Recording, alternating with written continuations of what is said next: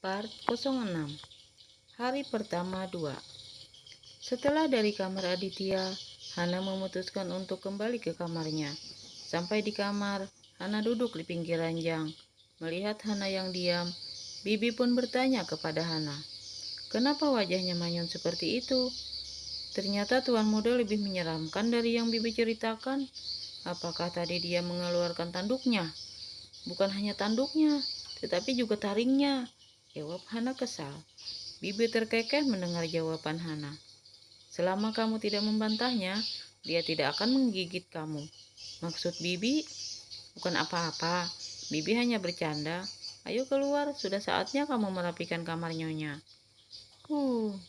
Hana menghela napas panjang. Sudah jam setengah 7. Aku harus ke kamar itu lagi. Semoga kali ini tidak seburuk kejadian tadi subuh. Hari pertama saja sudah bikin aku linglung.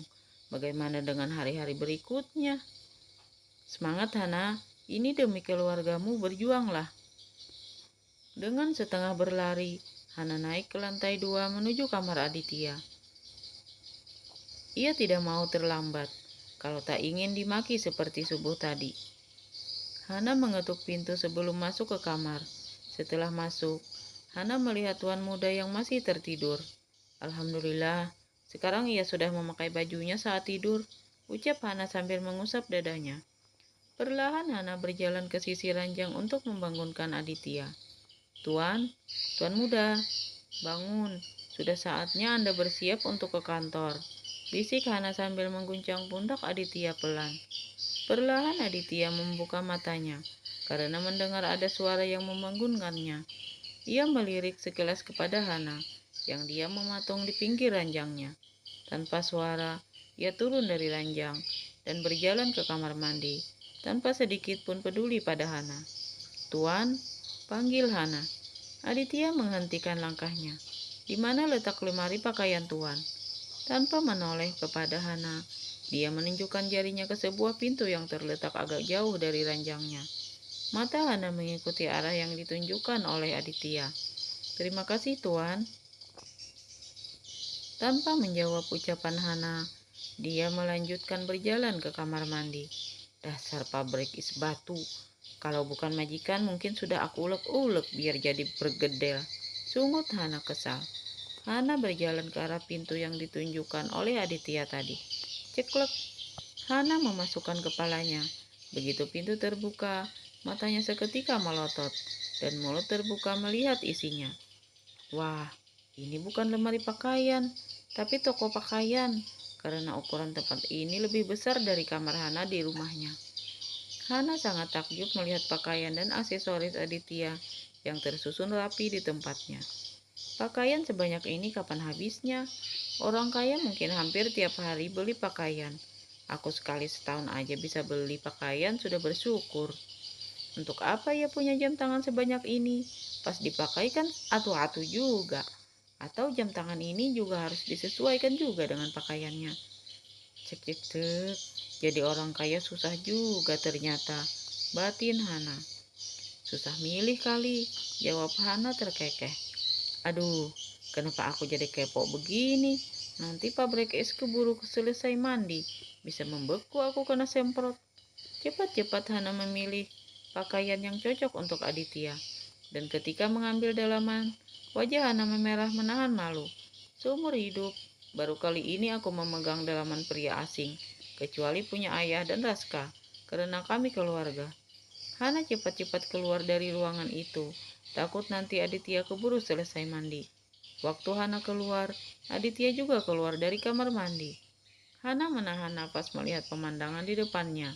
Aditya keluar dengan handuk yang melilit di pinggangnya. Tubuhnya dan tegap, maco, dengan kotak-kotak di perutnya.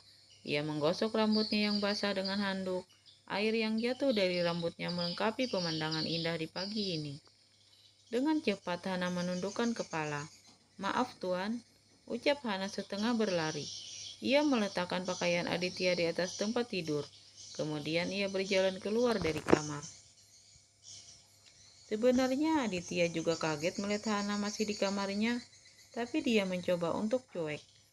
Setelah keluar dari kamar, Hana mengatur napasnya perlahan. kemudian berjalan menjauh dari kamar Aditya. Mudah-mudahan nanti aku tidak dimarahnya, batin Hana. Part 7. Hari pertama 3. Hana membantu Mbak Sum untuk menyiapkan sarapan. Nyonya Ratna dan Tuan Wisnu sudah berada di meja makan. Hana menyapa majikannya tersebut dengan sopan. "Oh ya Mas, perkenalkan, ini Hana yang aku ceritakan semalam," kata Nyonya Ratna pada suaminya. "Hana, perkenalkan, ini suami saya." Hana bersalaman dengan Tuan Wisnu. "Semoga kamu betah kerja di sini," ucap Tuan Wisnu. "Terima kasih Tuan." Di saat kami sedang berbicara, nampak Aditya yang sedang menuruni tangga. Hana menatap Aditya terpaku. Dia sangat tampan dengan kemeja polos warna navy dipadukan dengan jas warna biru, tuan, dan dasi yang senada dengan pakaian yang dipakainya.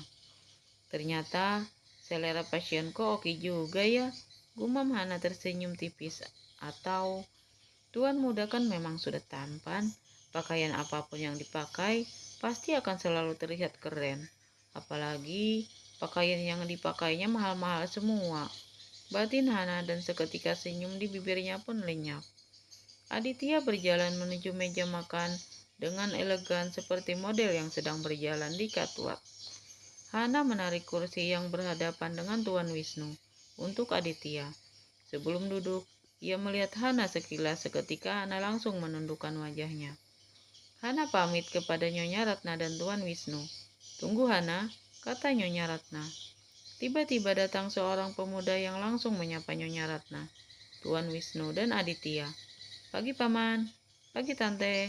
Maaf aku terlambat." "Tidak apa-apa, Ah. Semalam kalian pulang sudah larut. Ayo kita sarapan."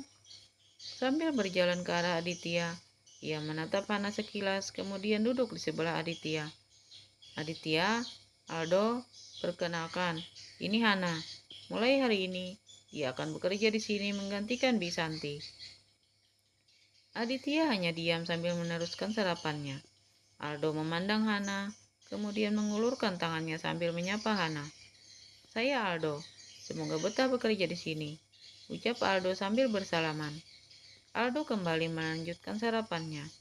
"Jadi dia sekarang yang akan jadi babysisternya Aditya. Bakalan seru nih. Ini cocoknya bukan jadi babysister Aditya, tapi istrinya." Setelah bersalaman dengan Aldo, Hana mohon pamit untuk kembali ke dapur. Saat Hana akan ke kamar, ia melihat Aditya sedang berbicara dengan Bibi. Dan bukan hanya itu, Aditya juga memeluk Bibi hangat. Lihat wajahnya, kenapa bisa sangat manis dan manja begitu sama Bibi. Kalau sedang memandangku, dia seperti sedang melihat kotoran saja. Dasar pabrik es. Dengan hati yang dongkol, ia melanjutkan langkahnya ke kamar. "Hana." Langkah Hana seketika terhenti ketika ada suara yang sedang memanggilnya. Hana membalikkan tubuhnya. Ternyata yang memanggilnya Nyonya Ratna. "Iya Nyonya, ada apa memanggil saya?" jawab Hana sambil berjalan menghampiri majikannya. "Saya kesini hanya ingin minta maaf tentang sikap Aditya tadi. Saya berharap kamu jangan tersinggung ya." "Tidaknya, saya tidak apa-apa." "Baguslah, kamu jangan menyerah dengan sikap Aditya ya." "Iyanya." "Mana bibimu Hana?" "Tadi bibi sedang berbicara dengan tuan muda Nyonya." "Baiklah, saya permisi dulu," ucap Nyonya Ratna sambil mengusap pelan pundak Hana. Ibunya sangat lembut dan ramah. Papanya juga begitu. Kenapa anaknya bisa seperti itu? Bagaimana dengan kedua kakaknya? Apakah juga dingin seperti pabrik es? Kemudian Hana melanjutkan langkahnya. Aditya berangkat ke kantor bersama Aldo. Selain bersahabat, Aldo juga sekretaris Aditya. Aditya tidak menyangka kalau ART yang akan menggantikan Bisanti masih sangat muda. Ia memang tidak menanyakan hal demikian kepada mamanya. Memang sebelumnya mama telah berbicara pada Aditya kalau Bisanti akan berhenti bekerja dan akan digantikan oleh keponakannya. Tapi Aditya tidak menyangka kalau keponakan Bisanti masih sangat muda. Masa bodoh, mau muda ataupun tua, kalau dia tidak becus tinggal saya tendang saja. Selesai deh, cerita batin Aditya. "Kenapa melamun, Dit?" tanya Aldo. Saya tidak melamun. Keponakan Pisanti ternyata masih muda ya. Cantik lagi, kata Aldo menaikkan turunkan kedua alisnya. Aldo langsung tutup mulut melihat pemandangan membunuh Aditya dari spion mobilnya. Sampai di kantor, Aditya dan Aldo berjalan beriringan menuju lift khusus.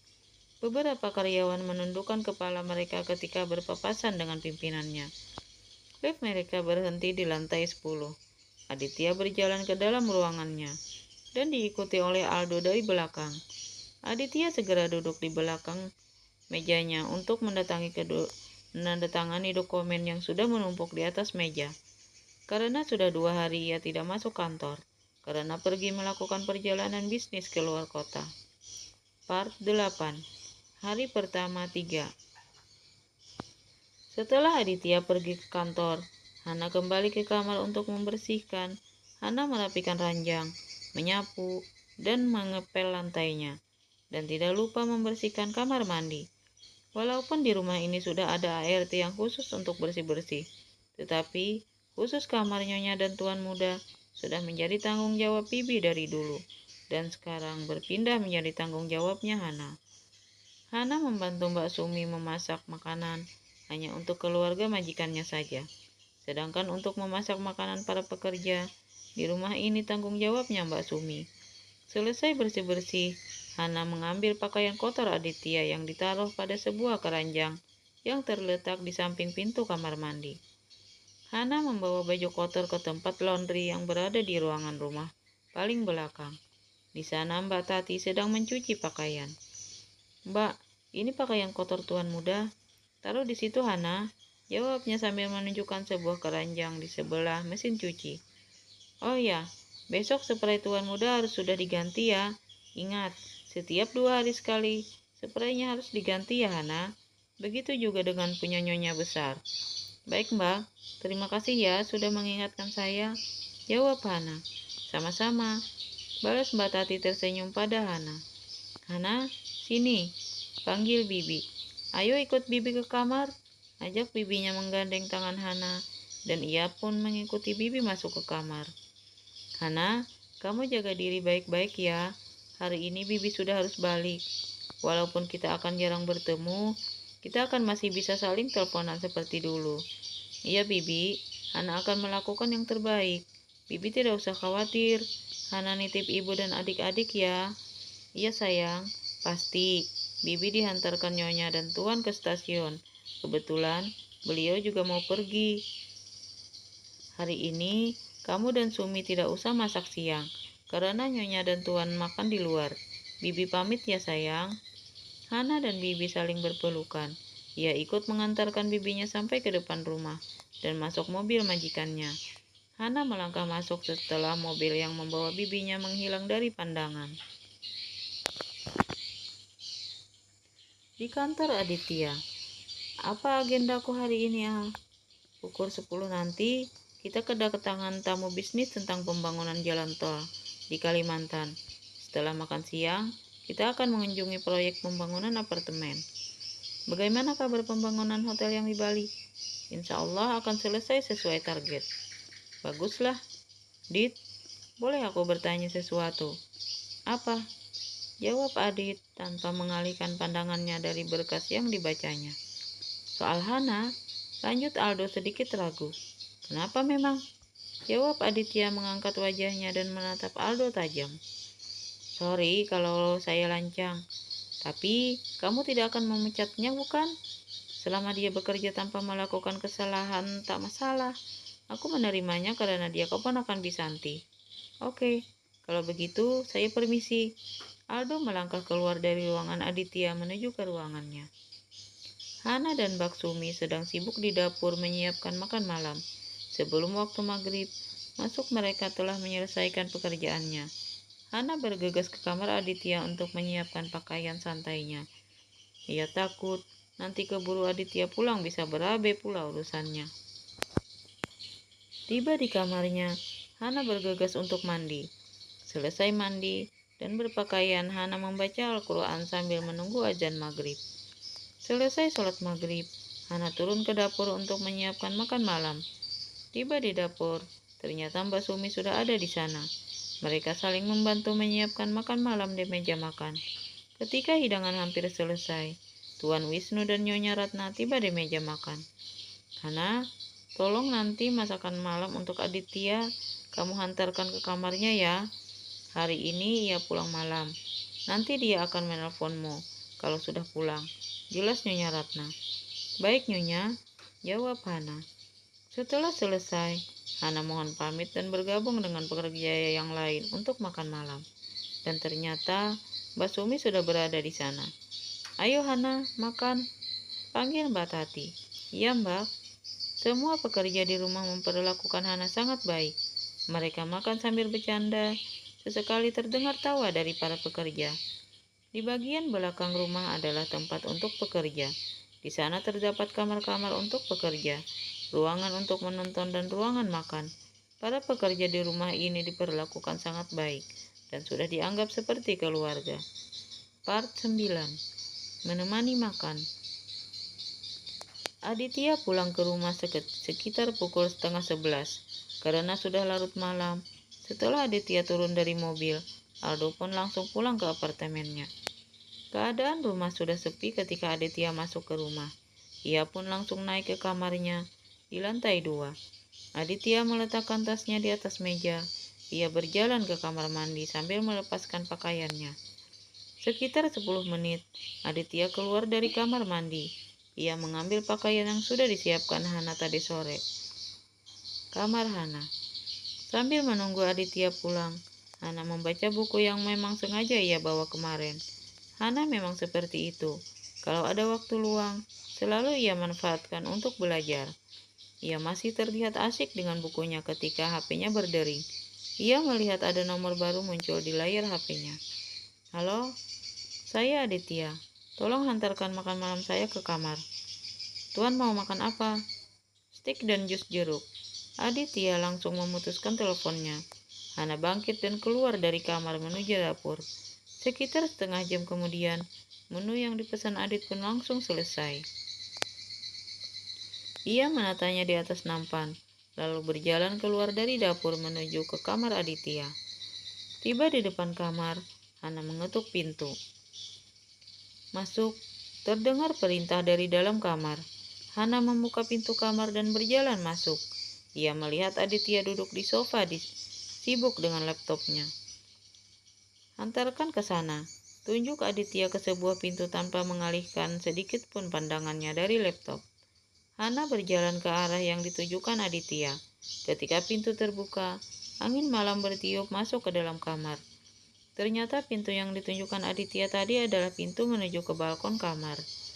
Hana meletakkan makanan yang di bawahnya di atas meja yang ada di balkon. Ketika Hana membalik tubuhnya, ternyata Aditya sudah di belakangnya. Duduklah, temani saya makan. Baik, Tuan. Mereka duduk berhadap-hadapan. Aditya memakan makanannya dengan lahap. Sesekali ia melirik Hana. Ketika mata mereka bertemu, Hana cepat menundukkan kepalanya. Saat pandangannya bertemu dengan Aditya, tadi tiba-tiba jantung Hana di dalam berdegup kuat seperti habis lomba lari maraton. Hana mendekap dadanya dengan kuat. Berapa usiamu? 22 tahun, Tuan, jawab Hana gelisah. Ia takut Aditya mendengar suara jantungnya. Tuan, saya permisi dulu. Saya mau mengambil piyama Anda dulu. Hana bangkit dari kursi dan melangkah dengan cepat, tanpa menunggu jawaban dari Aditya. Ini jantung kenapa sih nggak sadar diri gini? Keadaan lagi darurat. Ia malah ikutan lomba lari untuk si pabrik es tadi. Gak dengar. Saat Hana keluar dari ruang pakaian, ternyata Aditya sudah kembali di kamar dan asik dengan laptopnya. Hana meletakkan baju yang dibawanya dan masuk ke balkon untuk mengambil piring bekas makan Aditya. Selamat malam, Tuan. Saya permisi. Tak ada jawaban dari Aditya. Hana melangkah keluar dari kamar. Ia mencuci piring bekas makan Aditya, lalu ditaruh di rak piring. Setelah selesai, ia kembali ke kamarnya. Ia ingin segera tidur, karena tak ingin besok bangun terlambat. Di kamar Nyonya Ratna. Gimana, Mas? Apakah Hana tadi menangis saat keluar kamar Aditya? Tidak, sepertinya aman-aman saja, sayang. Alhamdulillah. Hari pertama Hana bekerja lancar tanpa protes dari putra bungsumu itu. Mudah-mudahan ini berjalan sesuai rencana, Mas. Berdoa saja. Ayo kita tidur, ini sudah larut. Part 10. Memberanikan diri. 2 minggu kemudian. Seperti biasa, setiap pagi Aditya selalu bareng Aldo pergi ke kantor. Dalam perjalanan, keduanya hanya diam. Aldo memperhatikan Aditya yang duduk di belakang dari spion mobil. Kenapa, Dit? Wajahnya bete gitu. Biasalah, mamaku nyuruh kamu merit lagi. Apalagi kalau bukan itu, dengus Aditya kesal. Oh, jadi itu urusannya. Habis sarapan tadi tante memanggil kamu ke kamarnya. Saya heran sama mama, gak ada bosan-bosannya selalu membahas masalah itu. Saya baru lega 4 bulan terakhir mama sudah tidak membicarakan itu. Tahu-tahu tadi pagi bahas itu lagi. Ya udah, kamu tinggal merit aja. Kelar itu urusan. Kamu aja yang merit, jawab Aditya ketus. Saya masih muda, Dit. Soal merit masih jauh, jawab Aldo sambil tersenyum lebar. Jadi menurut kamu, saya sudah tua gitu? Dari saya memang kamu lebih tua kan? Brengsek kamu, Al. Mereka berdua pun tertawa. Tapi kali ini, Mama sepertinya lebih keras, sampai mengancam saya segala. Ancaman? Maksudnya? Tanya Aldo begitu penasaran. Saya itu dikasih waktu 1 bulan untuk mencari pasangan. Kalau tidak, beliau yang akan mencarikan jodoh untukku. Ya udah, mulai hari ini kita cari pasangan untuk kamu. Gak, malas. Kalau begitu, kamu terima aja pilihan mamamu. Sudahlah, gak usah dibahas lagi. Membuat kepalaku pusing aja. Mereka pun melanjutkan perjalanan tanpa ada yang berbicara lagi. Di kamar Hana. Halo, Assalamualaikum. Waalaikumsalam. Hana, ini saya Dila. Sombong amat kamu sekarang. Di telepon HP-nya gak aktif-aktif. Kamu kemana aja pergi liburan? Iya, maaf deh. Liburan apaan? Ibuku sakit, Dil. Sakit apa, Han? Ginjal. Gimana keadaan ibumu sekarang? Alhamdulillah, sudah lebih baik. Tapi beliau harus cuci darah setiap 2 minggu sekali. Kamu sekarang masih di tempat ibumu? Saya sekarang sudah di Jakarta. Udah balik ke kosannya. Bukan, saya kerja sekarang di Jakarta. Kerja apa? ART. Apa? Kamu serius, Han? Kok bisa? Terus kuliahmu gimana? Panjang ceritanya. Nanti kalau sudah ketemu aku ceritain sama kamu. Kalau soal kuliah, aku belum bisa jawab. Nanti aku kabari kamu lagi. Tapi kamu udah daftar ulang untuk ambil SKS kan? Sayang loh, Han. Kita udah semester akhir nih. Aku sudah daftar, tapi nggak tahu apakah nanti bisa lanjut atau tidak. Aku izin sama majikanku dulu. Doakan aku ya. Pasti, Han. Maaf, aku tidak bisa bantu kamu. Tidak apa-apa. Kamu tetap jadi sahabat terbaikku aja itu udah cukup, Dil. Sampai kapanpun, kita akan tetap sahabat, Han. Ya udah, sampai jumpa minggu depan di kampus ya. Dah. Amin. Dah. Setelah menutup telepon dari Dila, Hana duduk termenung di tempat tidur. Minggu depan, perkuliahan sudah dimulai. Gimana nih? Atau aku coba saja saran Bibi kemarin. Ya udah, nanti habis makan siang, aku coba tanya sama Nyonya Ratna. Mudah-mudahan beliau kasih saya izin. Benar kata Bibi, ditanya aja dulu. Boleh gak boleh, itu urusan nanti. Kita mana tahu kalau belum mencoba. Batin Hana.